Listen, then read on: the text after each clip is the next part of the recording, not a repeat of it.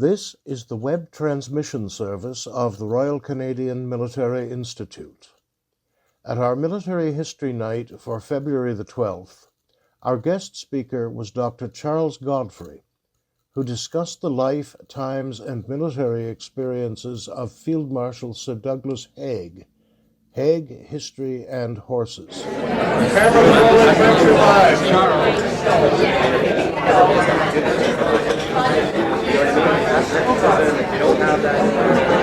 That's the big argument.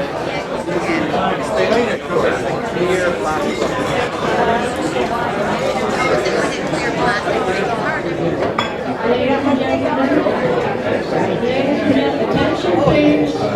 Attention. Silence in the ranks! Born in Philadelphia, moved to Canada at the age of 7 months, and recently celebrated his 102nd birthday last September. Congratulations, Dad!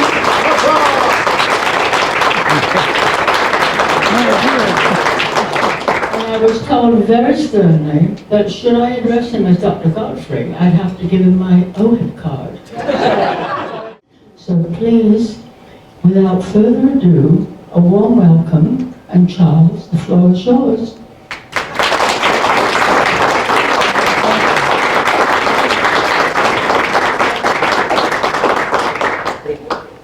Thank you very much, Pat.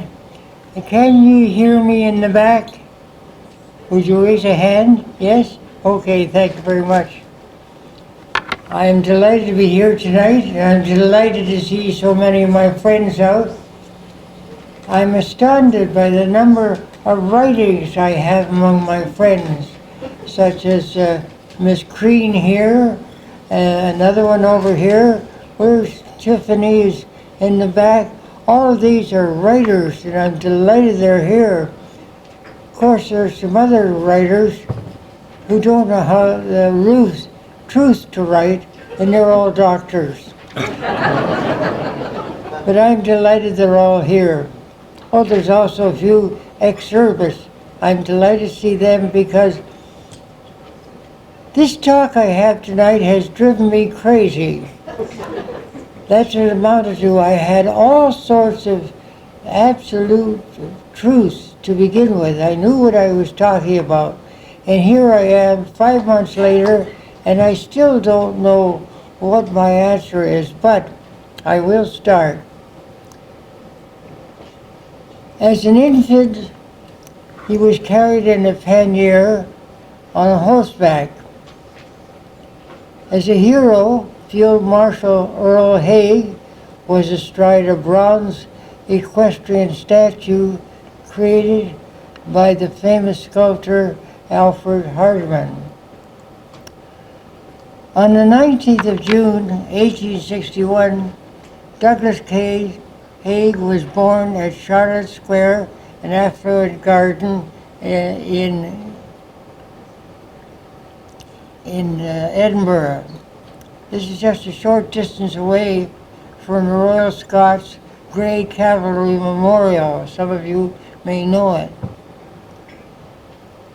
His mother, Rachel Beach Haig, had delivered 10 children previously, of whom 7 survived, and Haig himself had a brother when he was born who was 20 years old. The father left their usual dwelling at Cameron Bridge in Fife because the quality of the medical care which would be offered in Edinburgh, including the professor of surgery living next door to the birth suite, and father, John Haig, one of the leading figures in lowland industry, as the owner and director of the Haig distilleries, producers of scotch, was buying the best of care that was possible. Just a short time after, Rachel could take the children to look at the traffic on Princess Street. Thousands of horses and buggies, Arabies, Berlins, brakes, brooms, passenger buses carrying 16 people riding on tracks, being pulled by a team. All of these, thousands of horses, with a definite course of hooves on concrete, were an interest to the family, but they, like thousands, were unaware that this cacophony was the closing act of the drama between man and horses, which had begun 4,000 years ago. Wild animals on the Eurasian steppes were domesticated 4 centuries ago, and it was realized they provided an excitement and possibility of moving more rapidly, far more quickly than walking or running. It didn't take long for the Greeks to realize these animals could be harnessed to pull loads more efficiently than donkeys or camels. The Chinese ruler Taizong used them as war horses and was so taken with their ability he had stone reliefs of these short-legged, barrel-chested tanks protecting his tombs. With the expansion of civilization, particularly in Europe, the horse and the man together increased productivity. At the same time, the horse and man became the most common army with speed, maneuverability, and a solid front of thrashing hooves bearing lances or swords. The combination of man and quadruped had provided security, prosperity, and pleasure for many centuries, but was now in danger of change or even disappear. Neither Rachel nor the squadron of the Grey Cavalry heard the noise. The last child had severe health problems, including asthma. He received many remedies. When he was slightly larger, he smoked Jimson weed to relieve his asthma and the wheezing that he did. He did not go to school until he was 8 years old and spent most of the time at home wearing his kilt. At 8, he began a day school in Edinburgh with a lady taking care of him when he was away from his mother. This is when letters began, which continued on a continued basis until school, and because his mother had some discussion about whether he should go to a higher teacher leaving school, it was felt he should be seen at Orwell House, which was a rugby type of school. His tutors at Orwell did not feel he would be able to handle the rugby, so they sent him home to Clifton, which is a day school, a residential school near Bristol. It had an excellent headmaster who took particular interest in Douglas and was able to have him write a letter to his mother that he'd had a first-class Latin. This was a delightful news to her, and she pointed out that his success had been due to the support he'd had from God, who was quite interested in his history. His success in school led to his discussion with his mother, and they decided that Oxford was the best academy, and plans were made for entrance. These plans were not fulfilled, as both his father and mother died that year, and while there, and eventually he got into Oxford without the parents and began talking about a future in the army. While there in Oxford, he became interested in playing polo and developed a greater ability for riding a horse, which he'd been doing for most of his life anyway. In the summer of 1883, he used a crammer to prepare for Sandhurst examination and was able to go to the RMC in February of 1884, when he was 22 years.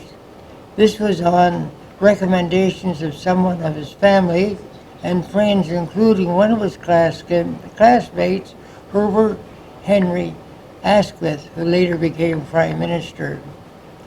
In attempting to enter RMC, he passed first in honors of merit, and after the first year, earned the Addison Memorial Sword, which identified him as being an excellent student. In February of 1885, he was given a commission in the 7th Hussars, a cavalry regiment founded in Scotland in 1690.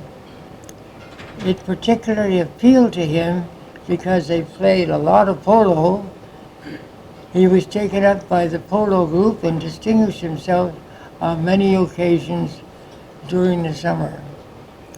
His regiment was stationed at Aldershot for the first year, and this provided excellent facilities for polo and hunting. In November, the regiment was posted to India. He no longer had his mother in whom he could confide, and his letters were now posted to his sister, who began the chore of encouraging and applauding him for his activities. At Oxford, he'd been living in the lodging with Braynose, and his major activities were that of a young man with a good income who was dependent at Oxford and able to enjoy reading, drawing, and taking part in the many clubs, including the Bullington Club, which was notorious in its interest in horses and sport, as well as the fact there were boisterous drinking episodes and in many cases wild rituals ending with the member breaking windows in adjoining structures for which they paid. However, Douglas maintained an objective to pass through schools as quickly as possible. He still has recurrent episodes of illness, including influenza, and lost time at school. With the result, he was unable to qualify for a degree. He was, on the other hand, he was delighted with his courses, including polo and hunting, and the many dinners he could manage, and could be quite gregarious with some friends, although he was never a hail fellow well met. About that time, he began keeping a diary and made regular entries. He liked to talk of his horses. These required him to have a groom for the horses and also a general employee. Many of his schoolmates were the sons of titled aristocrats and others, and he found these a basis for being able to contact the government or nobility without any problem. His interest in the regiment needed him to look at teaching how to fight while on a horse. And there were various ways of demonstrating how to take care of yourself when you were on a horse. And this was standard education for the soldier, who was the British Army and also the French and German Army, was done very extensively.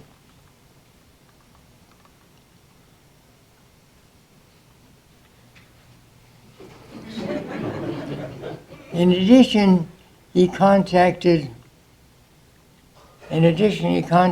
Colonel Patton of the U.S. Cavalry Services, because Patton was one of the major movers of the cavalry at that time. In 1515, he employed the Hussars because they played a great deal of polo.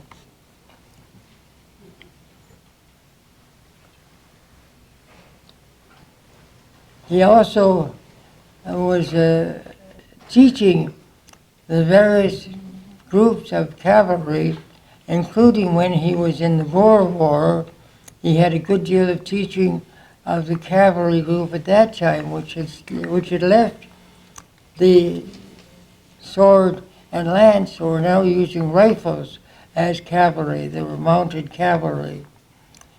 He enjoyed the hussars because they had a great deal of polo, and when he spent time, the regiment on return was able to enter the staff college, where he became well acquainted, well qualified. He learned the basic philosophy of the Army, that a major conflict consists of 4 phases. First, fight of varying duration by the advance guard. Second, a wearing out fight of every varying duration. And finally, the decisive blow, followed by exploitation, that is the utilization of all of the things they'd won on the previous 3 things. Any historical studies of the great warriors used this particular program, and it was the basis of current warfare. While in a brief time in the Sudan, he was part of the British Cavalry Division and was the chief officer to General Sir John French. At that time, he loaned General French money because he was bankrupt and would have to leave the service. This was a proper loan, not secretive, but continued to cause suspicion as to the advantage a junior officer over his commander might have. The loan was eventually repaid. He had experience in the Boer War and a fight with the Boers because he was never in charge until later in the war when he took over the command of the 17th Lancers.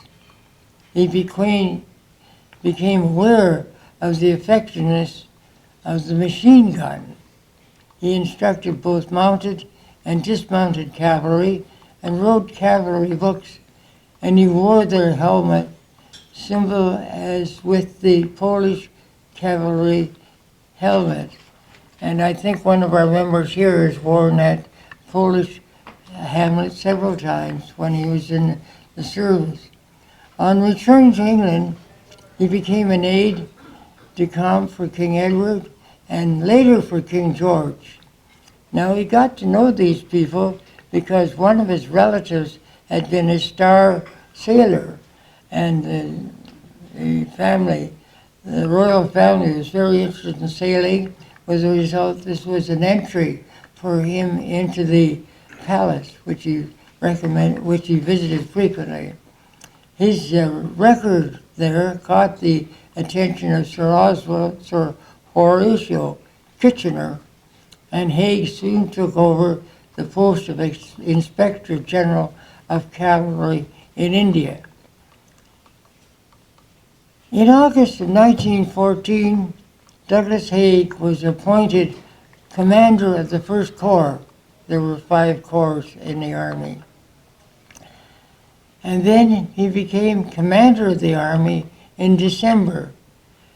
This slide up, the latter was the result of Commander John French's confidence in the young member who'd been so close to him in the African wars. Haig brought little to his promotion. He had received support from the Adjutant General Wood in return for clandestine reports of Kitchener's activities. He regularly provided secret reports to Edward, the Prince of Wales, on activities in the Boer War, and he led a regiment against what he called the traitorous Boers, burned their houses, imprisoned families of women and children in concentration camps, with the result death of many, and many of them died of disease. He led cavalry forces against the Boers using some of the new branches, especially using muskets rather than lances. As a command officer, As a command officer, he depended on God to ensure he was making the right decisions in his daily activities and consulted with him on a daily basis. The Allies had a problem as to how to break through the enemy trenches. Several attempts had been made without any success. It was proposed to have 4 offensives in France: Neuchâtel, Aubers Ridge, Festubert, and Loos in September of 1915. General Haig claimed that these should be fought by his First Army, which include members of the British Expeditionary Force and the Indian Corps. He proposed to Field Marshal French and Field Marshal Foch, the French representative, that he could solve the ongoing problem with a plan in 10 days. He gave the assignment to General Rawlinson, who felt that he could not possibly come up with a plan short of several weeks. Actually, Rawlinson passed it on to his commanders, who proposed to bomb the village of Neuchâtel before an infantry assault be made. However, Haig had ordered Rawlinson to plan for an offensive operation much wider than that. Meanwhile, General French had not decided the sector where the attack would be launched. There was a lack of any coordinated planning between the various generals. When Haig heard the chief of the Indian General Staff had prepared for a European war and had a plan to use Indian troops to support the British forces, he realized this is a possibility he could use, and he had a secret plan while he was in India to form a plan called Nathi, which was organized by himself and some of the more trusted staff officers in the Indian Army. It created plans to dispatch an Indian Army expeditionary force to fight with the British Home Army or others. Nathi included expert timetables to transport quickly. However, when the Viceroy of India, Charles Harding, heard about this plan, he ordered that it should be stopped immediately and all plans should be destroyed. Haig arranged that one of his special confidants would take the plans, put them aside, hold them so that when a war did break out, it would be relatively easy to transport a large number of Indian regiments to the site of any European battles. Harding was ignorant of this illegal and forbidden activity. When Britain declared war, there was a surge of patriotism through India, with leaders offering immediately help. There was no concern about shooting white men. Some felt it might be a step to independence. The Indian regiments arrived safely in France and rapidly became one of the most experienced and popular army corps. The army changed from the traditional mountain fighting abilities and provided half the assault troops of the British 4th Corps under a General James Wilcox. The commander of the Indian forces in France was of the opinion they should not be part of the primary attack, but Haig disagreed with them and pointed out if they did not take part in that, they could not undertake an offensive strike. In 24 hours, the Wilcox mood changed, and he told Haig that from the front line, the Indian Corps would contribute. And they hit the German trenches at Neuchâtel after they'd been delivered a bombardment for 35 minutes, and Gurkhas led the Indian assault. They kept low while charging because the shells flew fast above them, and following the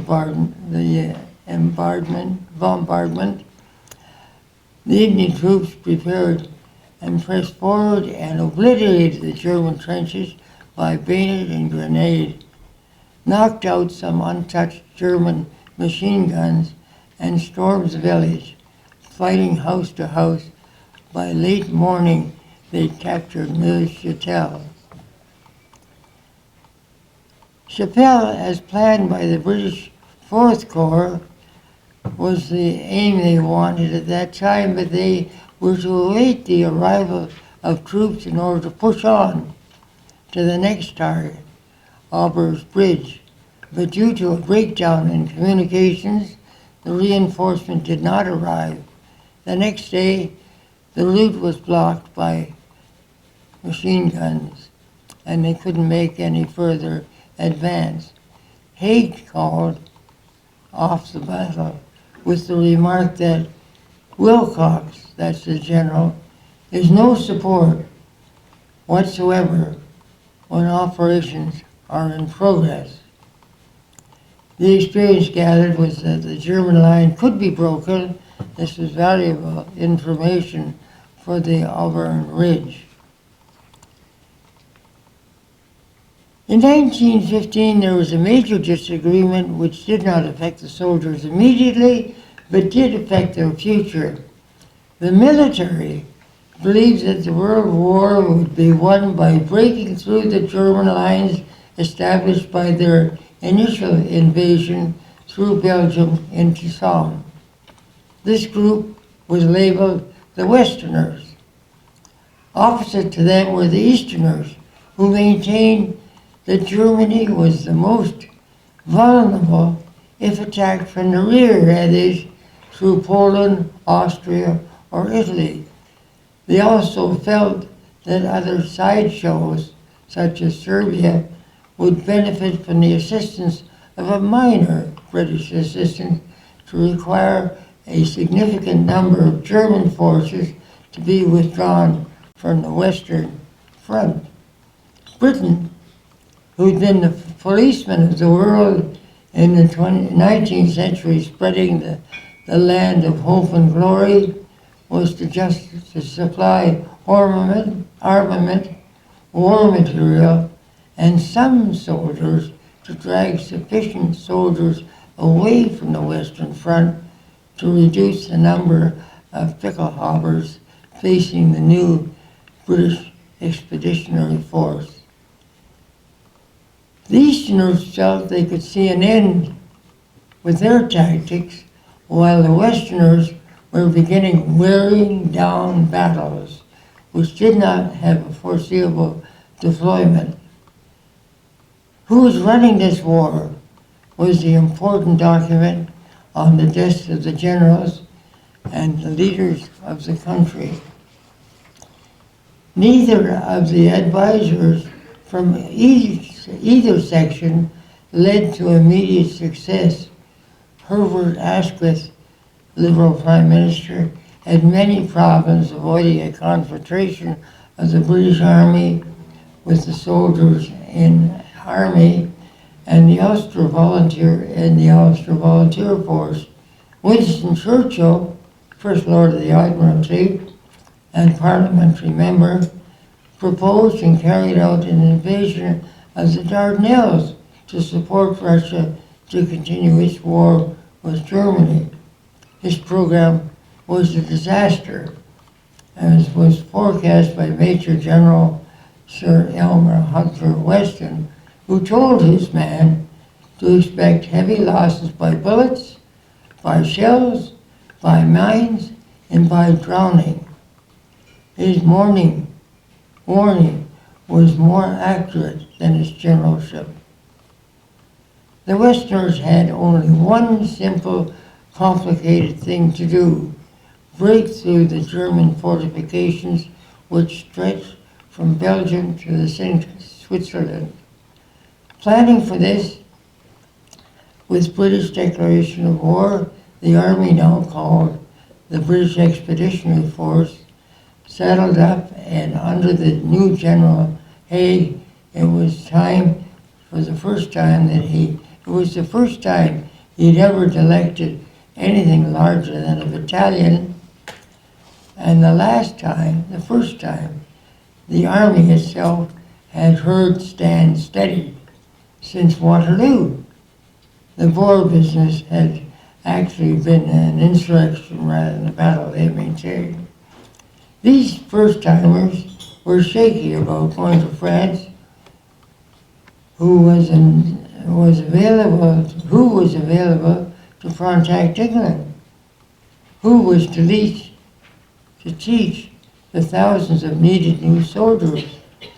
Who was to conquer an army which had beat the French in 1870, which was part of a state military system of which every German was a member, with a cavalry section which Haig knew from several visits was very effective. This knowledge may have tempered Haig's willingness to leave his country to ally with the French. 3 months more with the newly appointed headquarters office might increase the efficiency and effectiveness of his army. But the enemy was threatening, so the VEF on September the 6th was off to attack the flank of the Germans' First Army, which was the first few days was a matter of ignorance and confusion, and then later on the army itself began to receive a much heavier resistance, including Army Number 2 or Corps 2 on General Horace Smith-Dorian, which was weaker and exhausted. Haig was appealed to send some of his corps to aid his fellow general, but all he said he could manage was a couple of battalions, although the actual going at that time showed that he wasn't being very heavily attacked at that time. Actually, the British forces had received 900 casualties, but had doggedly held into its ground, even though the Germans had been very strong. And Haig at that time refused the plan by General Foch to have some assistance from the French. The Indian Regiment was a current action of 1,000 years of warfare. The charge was always the end of the battle, and they behaved very strongly and were involved in a major attack. We were finished with the Indians. This was back down in the south again.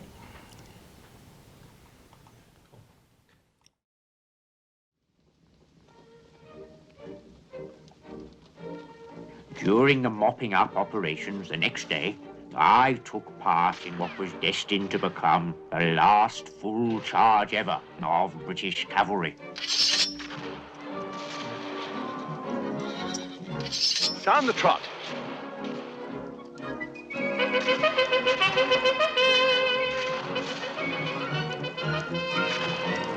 Sound to troop to the right.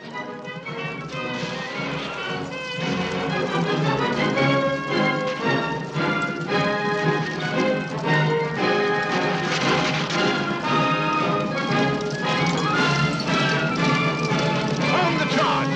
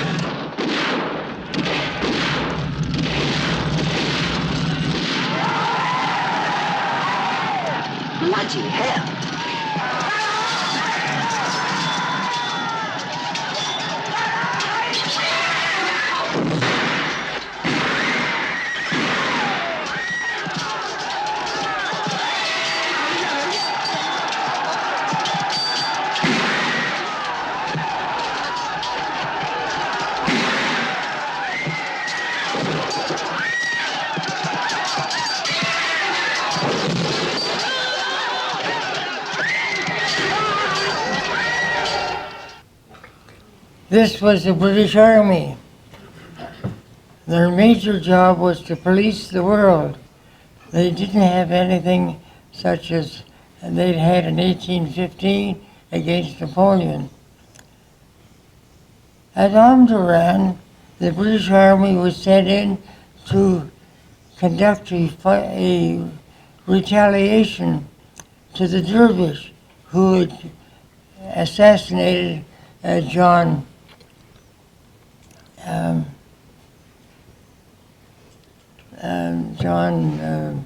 doesn't matter. Anyway, he'd been assassinated by them, and they had, in order to protect themselves, they were now using the latest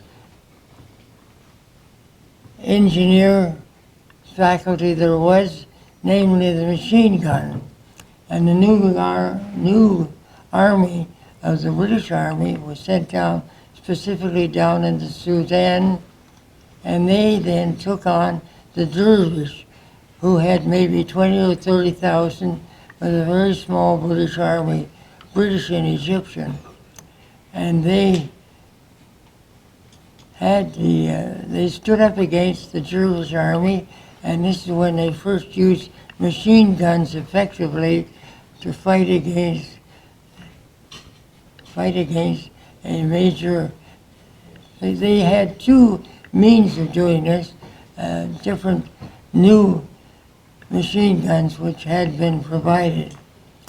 And they were very effective in killing most of the dervish there, and they won that particular army. But shortly after that, the 21st Lancers received some bad information, some fake information, and they charged into the dervish, did not realize there was a large number of dervish down in a area they had not seen before, and the 21st Lancers charged into that, and they lost at least half of their personnel through not having really looked over the ground before they came. Other charges were made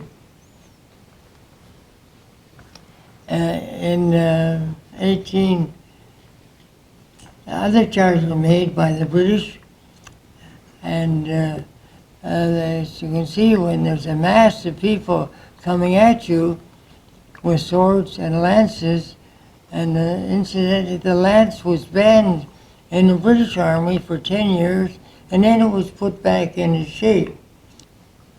This is one of the members who was in charging in the cavalry. Anybody recognize him? Nobody recognizes? Yes, sir. Yep, they got him. Got it? All right. He was captured, actually. He was riding into that 21st Lancers, and he was in the Hussars at that time, and he managed to survive that. Then he was captured and had to escape from jail. And you don't realize some of these people who were so-called politicians at one time or another had a lance in their hand and knew what was going on. The British Army, this is one of the British armies in 1808, and the next one shows the British Regiment in World War I. They didn't have much to do, because you can already see if there were machine guns there, they weren't going to let those fellows sit in front of those weapons. But they did. The captain here is actually wearing a French cavalry cap, but that's all right. But they had to make special preparations for the horses in that time, and the special preparations had to be made to cover up those big holes in the ground. In order to do that, you had to drag these things all over, and you didn't have an effective cavalry scheme at all. But of course, it's necessary to have a horse if you want to celebrate. A horse is very important to have a celebration. And this, of course, is one of the great American politicians who won his charge in Cuba, San Juan. But it's a little bit dressed up because in truth he had one horse. The rest of them were put on as a bit of advertisement.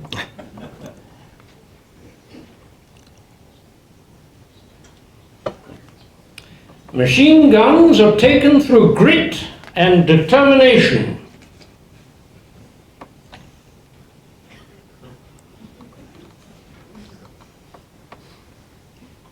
July the 1st, 1915 was a warm, sunny morning. It was unusually quiet on the Somme as opposed to the previous 8 days when 1,537 British guns were continually bombarding the area.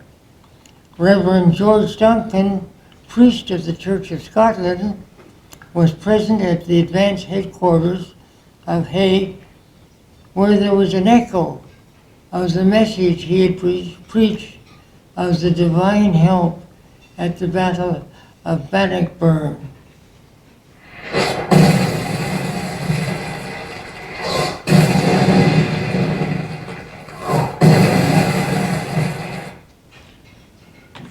At 0 hour, the whole infantry of the division rose as one man over the top. In 10 minutes' time, 80% were casualties. The bombardment had not destroyed the German trenches. General Rawlinson had been aware of that fact, but he had not raised this information, not passed it on to General Haig. A thorough program of information was given, and all the men in the areas well back from the front, using tapes on the ground to illustrate various orders such as the troops might receive, indicating where and when they should be. This is carried on safely back at the trenches. It was informed to the soldier what he should do, for example, advance under the artillery, which would provide a creeping program of exploding shells. This would lead you up to areas in front of the German lines and simulate blowing up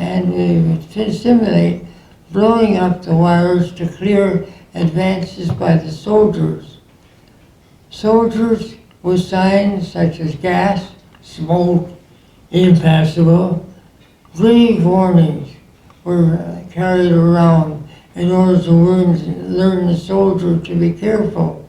Figures and signs showed the wounded the way to retreat to dressing stations and how to stay en route. All these activities were timed by NCOs using their watches to stress it was necessary the group should come together at a specific time to avoid their own shells or to group together to take a different spot. Various specialists, such as bombers or machine gunners, were to use specific areas at a specific time. When you go over the top, you can slope arms, light your pipes and cigarettes, and march all the way to Pozieres before meeting any live Germans.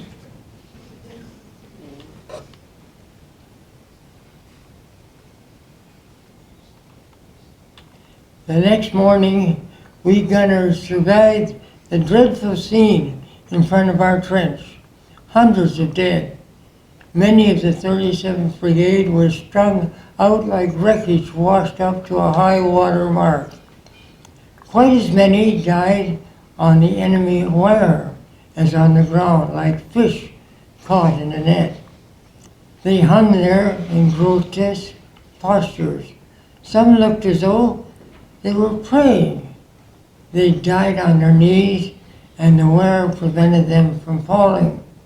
From the way they were equally spread out, whether on the wire or lying in front of it, it was clear that there was no gaps in the wire at the time of the attack. Concentrated marine gun fire from sufficient guns to command every inch of the wires had done its terrific work. The Germans must have had reinforcing of the wires for months. It was so dense that daylight barely could be seen through it. Through the binoculars, it looked a black mass. The Germans' faith in massed wire had paid off. How did our planners imagine that Tommies, having survived all other hazards, and there were plenty in crossing no man's land, would get through the German wire? Had they studied the black density of it through their powerful binoculars? Who told them that artillery fire would pound such wire to pieces, making it totally possible to get through? Any Tommy could have told them that shell fire lifts wire up and drops it. It doesn't change the form of the wire.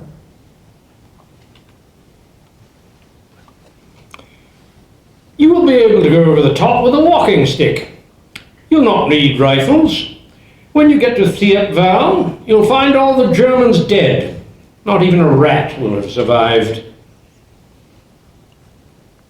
A visiting French colonel likened the event to the charge of the Light Brigade, and then stated, "This is not war." At Beaumont-Hamel, a Newfie carrying a long, heavy club cried out their battle cry, "Buxton Bessie, you're a wood leg!" A rich society lady in St. John's had pledged to marry the first man to win the Victoria Cross. 700 died in a few minutes. The entire population of Newfoundland was 240,000.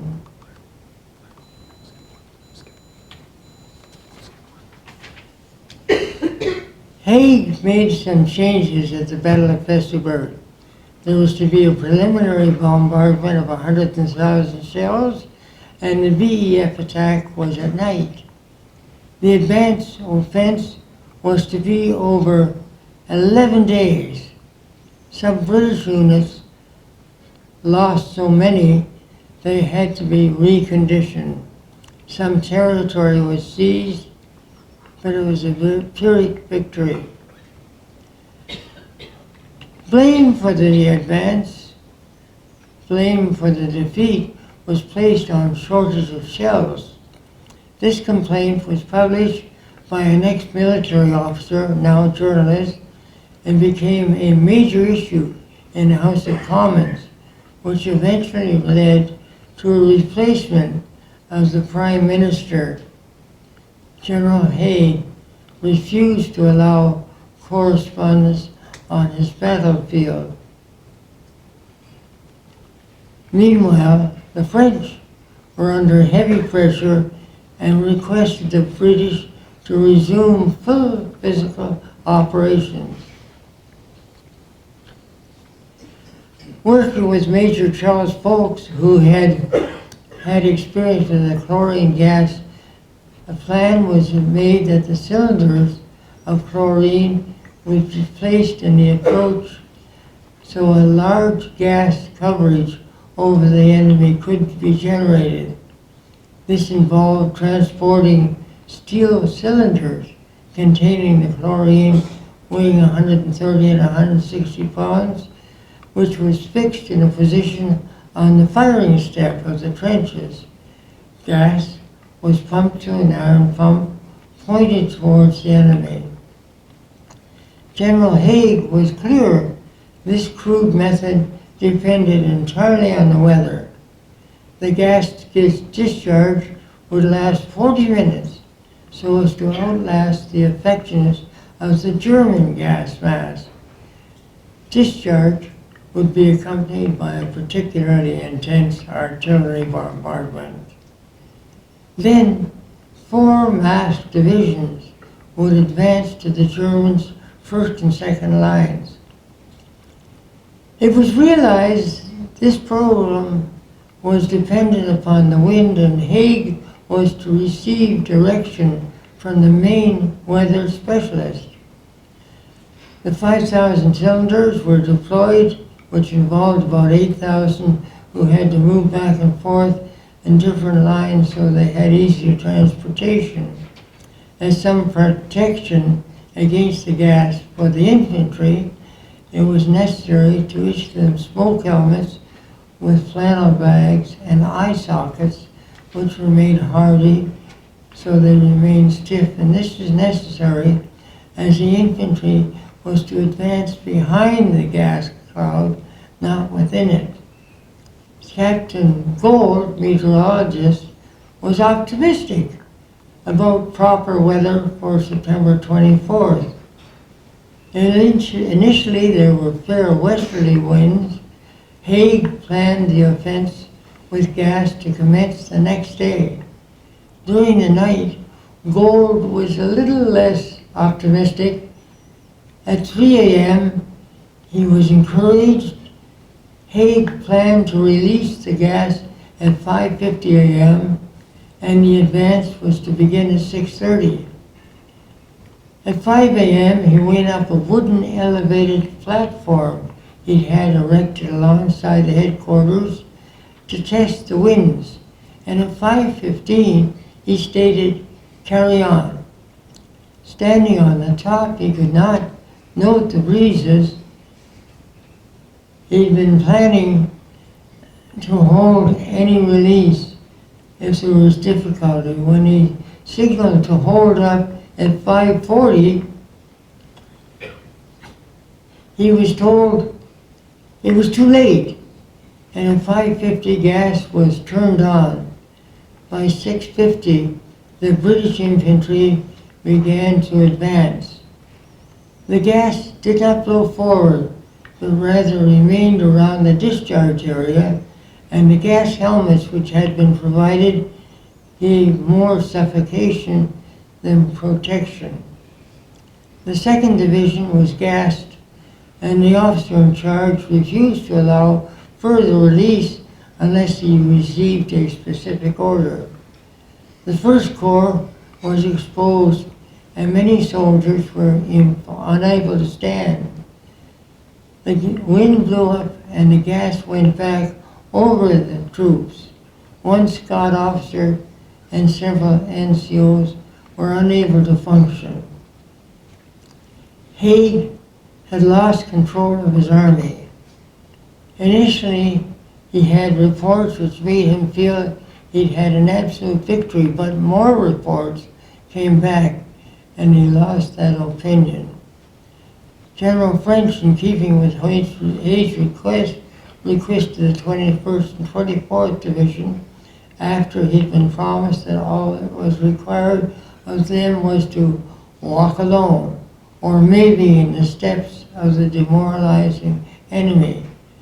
By 12:30, General Haig ordered the 3rd Cavalry Division under Major General Biggs to advance forward as had been rehearsed. However, Major General Biggs refused, stating he would move forward when the opportunities offered. The original plan was for a 3-day invasion. However, days 2 and 3 were not continued.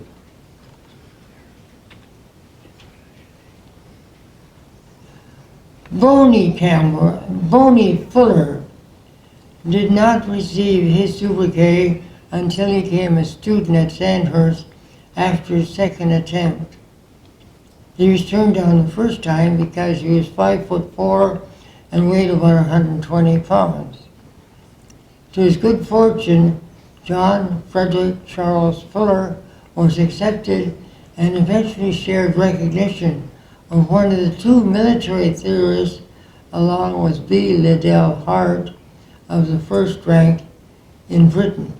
This brace of thinkers continually advocated the importance of technology when fighting a war rather than the conservative socialist mores which motivated the leaders of the British Expeditionary Force. Although the shape of his head merited such a description, it was his continued citation and admiration of Napoleon Bonaparte that generated the label. This was not unusual, as General Haig and all the others had glorified on Bonaparte's triumphs as youngsters want to be, dreamers. They visited Marengo's, Napoleon's horse, skeleton, and delighted in the full capacity cavalry dress-up. Certainly the cavalry riders had far better uniforms than others did. Fuller reminisced when he was in Bohm that I took no interest whatever in things military. I spent most time reading classics. However, eventually he was commissioned in the Oxfordshire Light Infantry and posted to action in the Boer War. He wrote, "We knew nothing about war, about South Africa, about our enemy, about anything at all which matters and upon which our lives might depend. 9 officers out of 10, in military matters, I might even say 99 out of 100, did not intend or want to know war. The Army," he said, "needs a primitive man who enjoys the heirlooms of prehistoric times, such as hunting and fishing." He was appointed commanding officer in the charge of 70 Black Scouts to patrol in the Boer War up to 4,000 square acres. This involved occasionally firefights, interrogation of prisoners, and scouting for regular army units. It was dangerous because the Boers particularly hated the British who led the Kaffirs. The experience taught him about field operations, frontal and flank, and whether to envelope or penetrate an opposing force. This became a cornerstone of his tactical thinking. First, mobility is all important. Second, deep penetration attack is more effective than the traditional slow pace. Beat your head against a wall front assault is a traditional slow pace. He questioned Haig doing this every 2 or 3 weeks.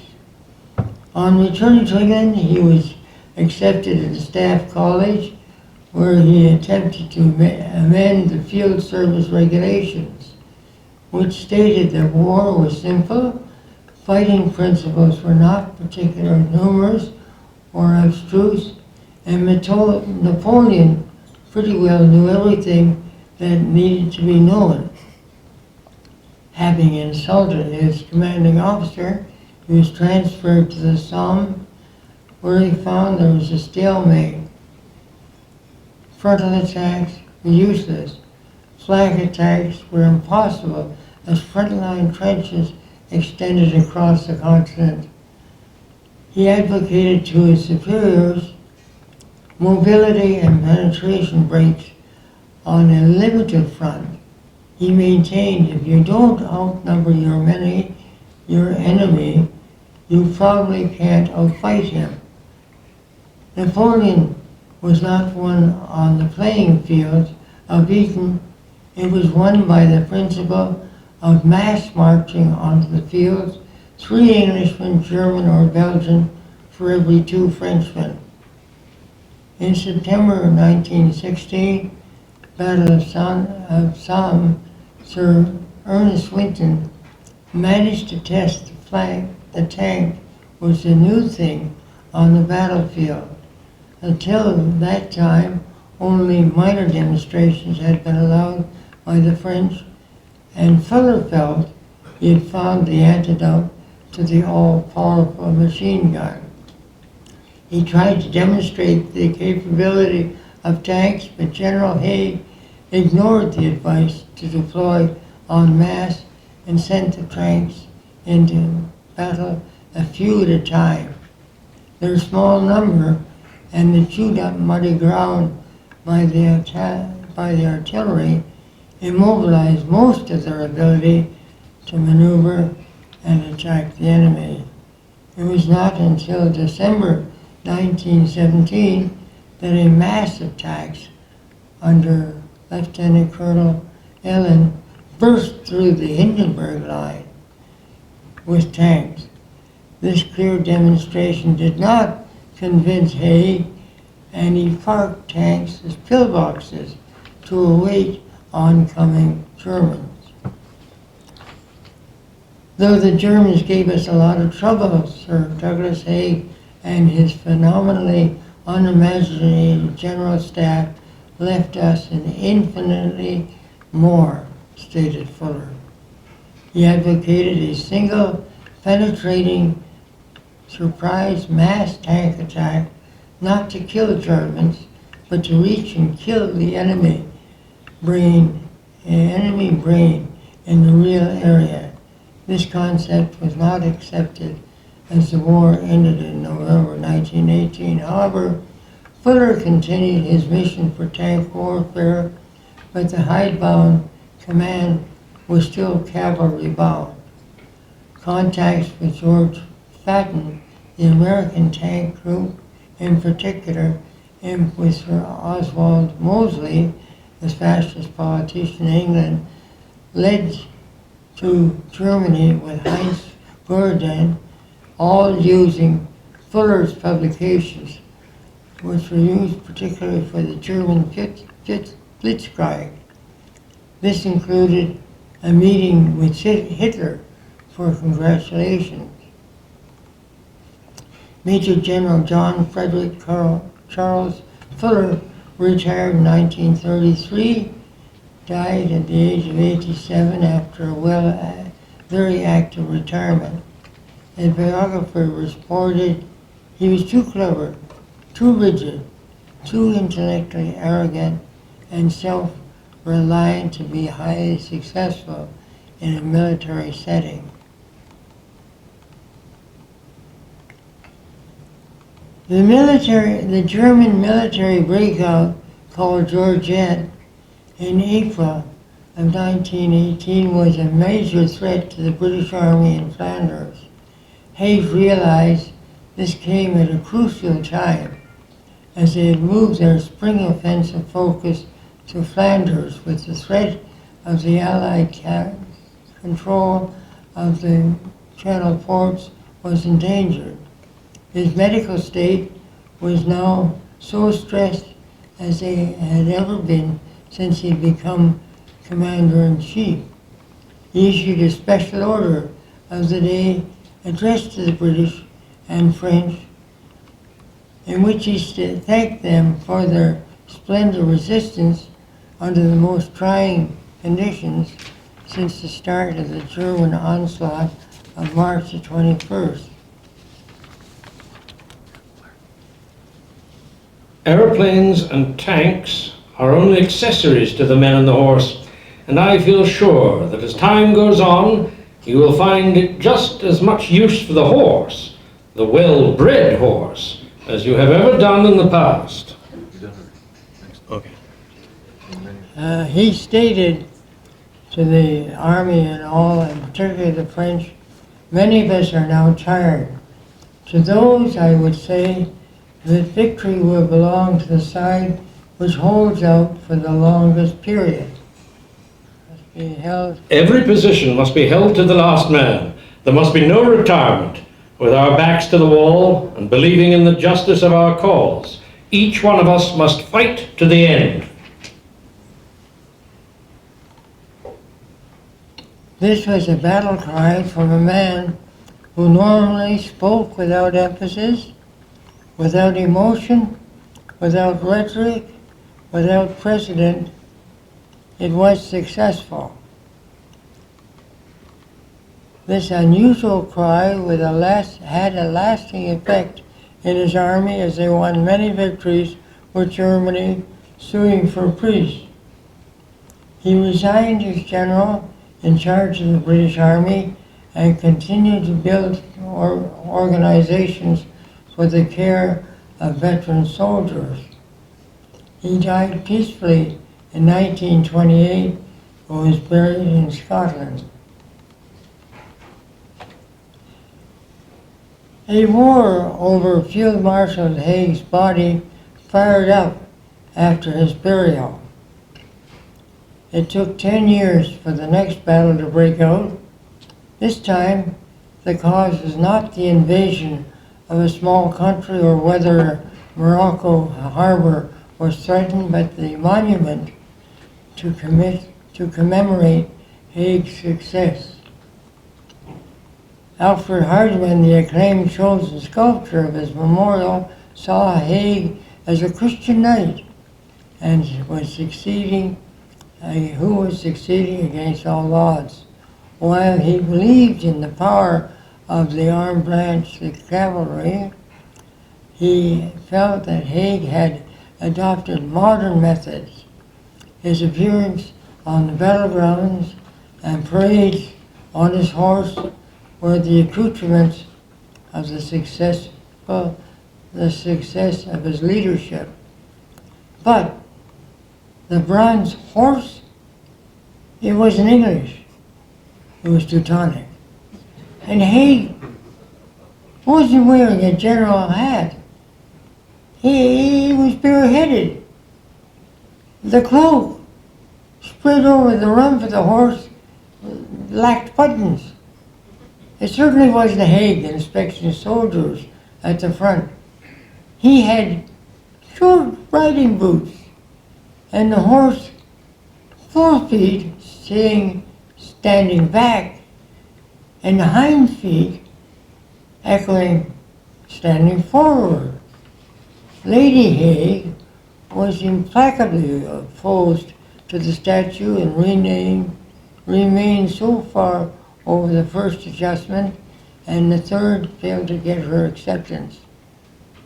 Why can't you use his horse, Paparinji, she inquired. She commissioned a statuette by another sculptor, which is more to her concept of her husband. The further objections from retired senior officers and other high-level commissioned generals, poor-bloody infantry, plus other sculptors and journalists, said Hardman should make adjustments. It was noted that some of the journalists were not just unhappy about the statue, but were actually saying, with examples, that the general had seen the cause of many deaths without justification, so why be on a horse? Finally, after many changes by Hardman, who was almost bankrupt, they were accepted.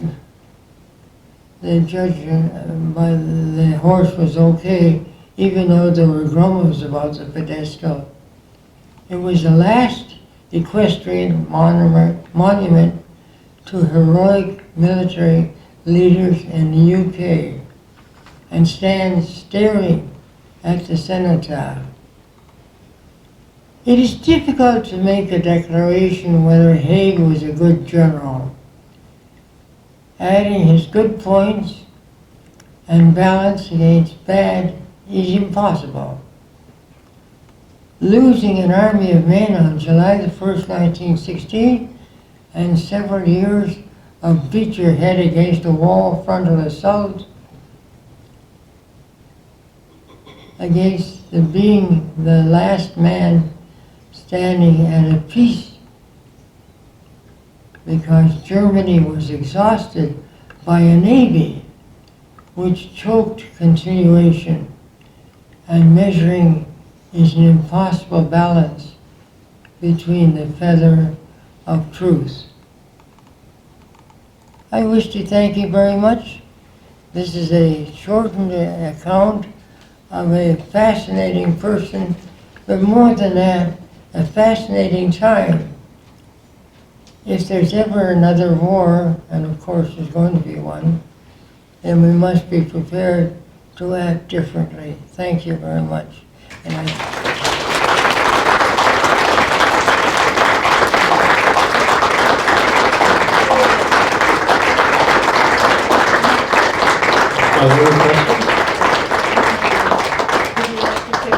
And I do thank my two colleagues here, whom I've dragooned into this. I have one question. Oh, here's a question. So the chlorine gas, did it wipe out the army? Or were they just, did the chlorine gas wipe out its own army? Were there casualties? Yes, didn't wipe it out, but it certainly caused a lot of casualties. This has been another in our series of webcasts produced by the Royal Canadian Military Institute in Toronto as a public educational service. You can find news of upcoming events and links to our webcast archives at www.rcmi.org. On behalf of the RCMI, this is Eric Morse saying goodbye for now and thank you for joining us.